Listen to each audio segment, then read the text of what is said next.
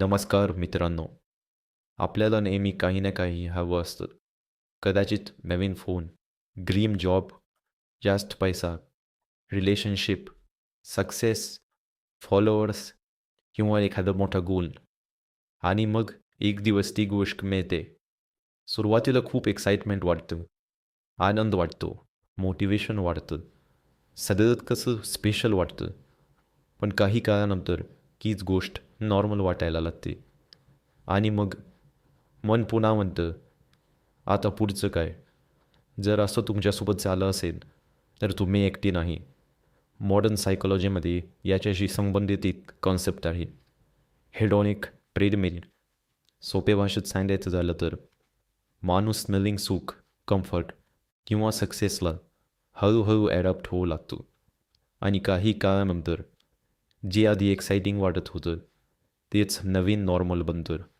उदाहरणार्थ, नवीन फोन घेतल्यावर सुरुवातीचे काही दिवस खूप एक्साइटमेंट असतो.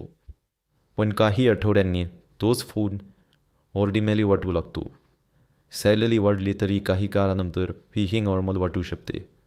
सोशल मीडियावर फॉलोअर्स वाढले तरी नंतर अजून जास्त नंबर्स हलेसे वाटू शकतात.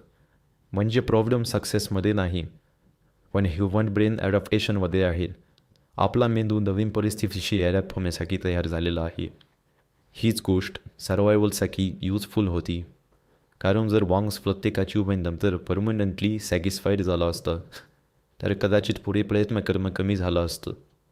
म्हणूनच ह्युमन ब्रेन अनेकदा नवीन गोल्स, नवीन रिवॉर्ड्स, नवीन एक्सपिरियन्सेस शोधत राहतो. पण मॉडर्न वर्ल्डमध्ये हा सायकल खूप फास्ट झाला आहे. कारण आज social media, advertising, consumer culture आपल्याला सतत सांगत असतात, तुझ्याकडे अजून काहीतरी कमी आहे. आणि कंपॅरिझनमुळेही सॅटिस्फॅक्शन कमी होऊ शकतो. कारण आपण अनेकदा स्वतःचं आयुष्य इतरांच्या हायलाईट्स मुमेंटसोबत कम्पेअर करतो. आणि मग असं वाटू शकतं, मी अजून पुरेसं हॅपी नाही. पण इथे एक महत्त्वाची गोष्ट आहे, हेडॉनिक ट्रेडमिल म्हणजे हॅपीनेस अशक्य आहे असं नाही. तर फक्त इतकंच, मानली मन अनेकदा टेम्पररी एक्साइटमेंट आणि लास्टिंग फुलफिलमेंट यामध्ये फरक कळत नाही. काही गोष्टी एक्साइटमेंट देतात, पण काय नेहमी डीप सॅटिस्फॅक्शन घेतीलच असं नाही. कधीकधी चांगल्या relationships, meaning, purpose, connection, gratitude या गोष्टी जास्त स्टेबल फुलफिलमेंट देऊ शकतात. पण त्या अनेकदा फ्लॅशी नसतात. म्हणूनच सोशल मीडियावर दिसणाऱ्या परफेक्ट लाईफच्या मागे धावताना आपण ऑलरेडी असलेल्या गोष्टींकडे दुर्लक्ष करू शकतो. आणि कदाचित म्हणूनच काही लोकांकडे पैसा, सक्सेस अथवा फेम असते, तरीही ती इंटरनली अनहॅपी असू शकतात. कारण एक्सटर्नल अचिव्हमेंट आणि इंटरनल फुलफिलमेंट नेहमीसारखे नसतात.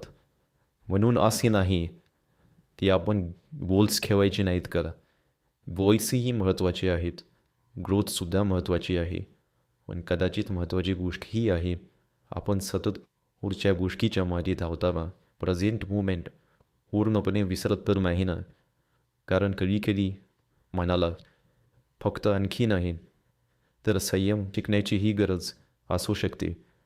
तुम्हाला हा व्हिडिओ आवडला असेल तर लाईक करा, शेअर करा आणि चॅनल सबस्क्राईब करायला विसरू नका. धन्यवाद.